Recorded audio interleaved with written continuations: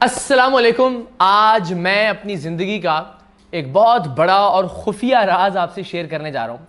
और ये सवाल मुझसे हालिया दिनों में सैकड़ों नहीं हज़ारों लोगों ने पूछा होगा कि आपने वेट कैसे कम किया अपना। और मैं हर एक को जी जी बस आपको बस जी, तो मैं हर एक को टाल देता था बजाय इसके कि पूरी तफसील बताई जाए कि मैं किस सफ़र से गुजरा हूँ वज़न कम करने के लिए। और वज़न कम करना वैसे भी बहुत अहम है, आपकी पर्सनैलिटी के लिए भी, आपकी मेंटल हेल्थ के लिए भी, आपके फ्रेश रहने के लिए भी, आपके अच्छा दिखने के लिए भी। तो ज़ाहिर है हर दूसरा इश्तिहार लगा होता है मोटापा कम करें, मुख्तलिफ जाली हकीम अपनी दवाएं बेच रहे होते हैं, मुख्तलिफ डॉक्टरों ने अपनी अपने दुकानें चलाई होती हैं, मुख्तलिफ तरह की प्रोडक्ट्स मार्केट में मिल रही होती हैं, बड़े बड़े इश्तिहारात अखबारों में दीवारों पर आप देखते हैं कि जनाब मोटापा कम करने के लिए ये काम करें, इस नंबर पर रब्ता करें।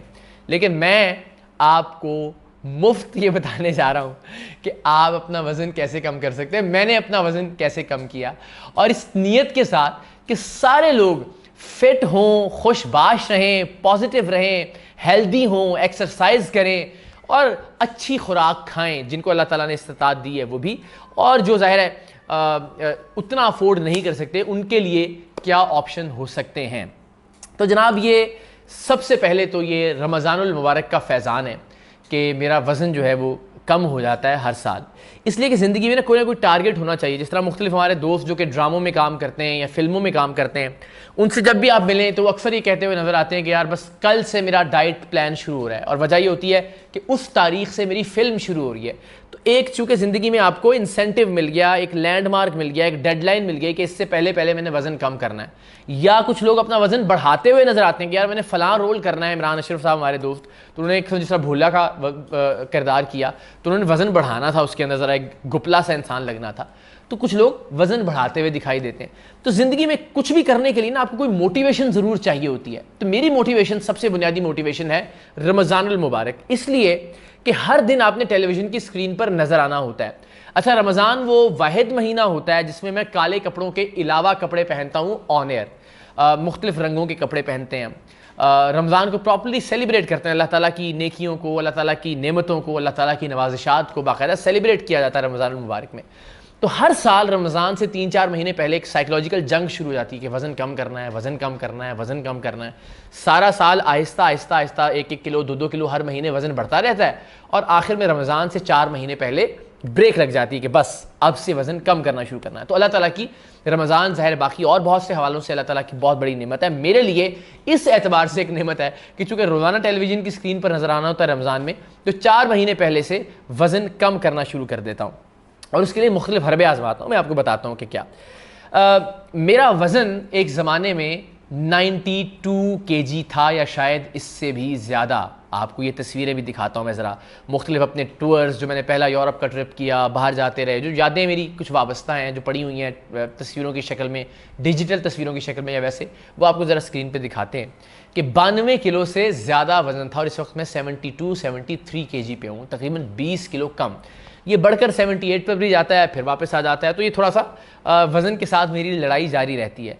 लेकिन इस तैलाब में, इस झील में पहला कंकर फेंका जनाबे अदनान सिद्दीकी ने, अल्लाह ताला उनको सलामत रखे, मेरे बड़े भाई, हमारे बड़े प्यारे दोस्त। वो यहीं पे घर पे तशरीफ़ लाए, और मैंने उनसे कहा वज़न कम करने का कोई तरीका तो बताएं, आपने कैसे इतने सालों से फ़िट रखा हुआ है ख़ुद को।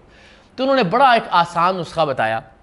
हमारे शेफ़ के पास जाके उन्होंने एक अदद फुल्का, जिसे हम फुल्का कहते हैं, रोटी की एक फॉर्म, वो बनाया, और बना के कहा लीजिए इकरार मियाँ, इस फुल्के का, जिस तरह फुल्का यूँ बन जाता है ना वो फूल के थोड़ा सा, उसकी ऊपर की परत को उन्होंने अलग कर दिया, और मुझे कहा कि आप ये एक रोटी समझ के खाएं।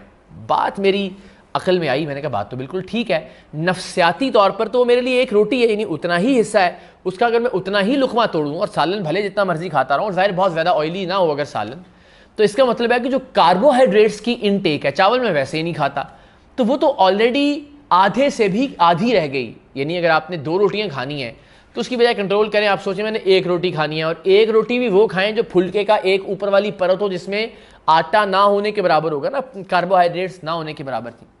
तो यहाँ से मुझे हिम्मत मिली, और फिर मैंने थोड़ा सा आगे चलना शुरू किया। एक और चीज़ मेक श्योर कर लीजिए, ये मेरी ख्वाहिश भी है, मेरी कोशिश भी है, मेरा पैगाम भी है पूरे पाकिस्तान के लिए, प्लीज़ 40 मिनट की कम से कम और 1.5-2 घंटे की ज़्यादा से ज़्यादा वॉक और एक्सरसाइज को अपनी ज़िंदगी का हिस्सा बना लें। आई डोंट नो, मुझे वो नाम मेरे जहन में नहीं है, बड़ा टेक्निकल नाम है, लेकिन जब आप 40 मिनट कम से कम वॉक करते हैं तो आपका जहन वही केमिकल्स रिलीज़ करता है जो आप किसी भी ड्रग को करने के बाद खुशी महसूस करते हैं। आपका जी चाहता है कि आप हवा में उड़े, इतना लाइट फील करते हैं जब आपका पसीना बहता है, आप वॉक करते हैं, एक्सरसाइज करते हैं। तो ज़िंदगी का ये लुत्फ़ ज़रूर लीजिए और यकीन करें सेहत के साथ साथ, आपकी जिस्मानी सेहत के साथ साथ आपकी ज़हनी सेहत भी बहुत ज़्यादा बेहतर हो जाती है। सो प्लीज़ आप देखें, दुनिया के जितने तरक्की याफ्ता ममालिक हैं वहाँ पे वॉक करना लोगों ने अपनी ज़िंदगी का शिआर बना लिया है। यूरोप के अंदर चूँकि वेदर भी सपोर्टिव है, ये डर भी नहीं होता कि मेरा मोबाइल फ़ोन छीन लिया जाएगा अगर मैं सड़क पर वॉक कर रहा हूँ। लोग अपने घरों से ट्रेन स्टेशन तक 2-2 किलोमीटर, 3-3, 4-4 किलोमीटर वॉक करते हैं और अच्छा लगता है। वो मौसम भी ज़ाहिर है चूँकि ज़्यादातर सर्दी होती है वहाँ पर, इसलिए आप देखिए वो नेशंस हेल्दी भी हैं और मेंटली भी हेल्दी हैं। दैट इज़ वाई वो कामयाबी की मनाजिल तेज़ी के साथ तय कर रही हैं। हमारे यहाँ पे ज़रा ये रिवाज कम है पैदल चलने का या वॉक करने का या एक्सरसाइज करने का। सो प्लीज़ जितने लोग ये वीडियो देख रहे हैं, अगर आज से ये अहद कर लें कि कम से कम 40 मिनट वॉक करनी है, गली में, मोहल्ले में, छत के ऊपर, अपने खेतों में, किसी भी जगह पे, आप यकीन कीजिए सारी ज़िंदगी आप मुझे दुआएं देंगे अगर आपने इस आदत को अपना लिया तो एक ये कि मैंने कार्बोहाइड्रेट्स की इंटेक को कम किया जब भी वज़न कम करना हुआ, वरना मैं ये बताता हूँ कि मैं कितना खाने वाला आदमी हूँ। और दूसरा ये कि मैंने एक्सरसाइज को अपनी रूटीन में शामिल कर लिया। सबसे इंपॉर्टेंट चीज़ ये है कि मैंने घर वालों से ये दरख्वास्त कर रखी है, ये अपने जो हमारे शेफ़ हैं उनसे, कि जब मैं घर पे हूँ तो मेरे सामने खाना थोड़ा सा ही रखा करें, क्योंकि ज़्यादा खाना होगा तो ज़्यादा खाऊंगा। और मेरे दोस्त, यार, अहबाब, मेरे घर वाले सब जानते हैं कि अगर मेरे सामने बहुत सारा खाना रख दिया गया ना, तो जब तक वो खाना उठाया नहीं जाएगा तब तक मैं खाने से हाथ नहीं रोकता। अल्लाह ताला ने बस कोई अजीब आदत दी हुई है।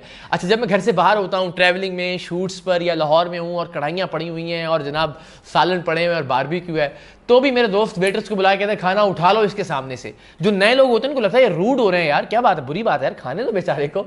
लेकिन उनको पता है कि अगर खाने दिया तो मैं फिर मेरी कोई लिमिट नहीं, मैं खाता रहता हूँ। तो घर का फार्मूला ये कि सामने जितना खाना आएगा, आधी रोटी, एक रोटी वो मैंने खाई, और ज़ाहिर है फिर वो मैं शर्मिंदा होता भी नहीं मांगता, और फिर वो अल्टीमेटली थोड़ा खाना ही खाया जाता है। इसके अलावा कुरतुलैन को भी बड़ा इसका क्रेडिट जाता है, उन्होंने बड़ा काम किया इसके ऊपर। ब्लूबेरीज़ और डिफरेंट तरह की बेरीज़ और ग्रनोला जो कि स्किम्ड मिल्क में डाल के दिया जाता है, और फिर पोर्शन खानों के डिफरेंट बनाने, मुख्तलिफ तरह के सलाद बना के देने जो कि मज़ेदार भी लगें, आपको खाने का दिल भी चाहे और आपका पेट भी भर जाए, मगर उस पेट भरने से आपका वेट ज़्यादा ना हो।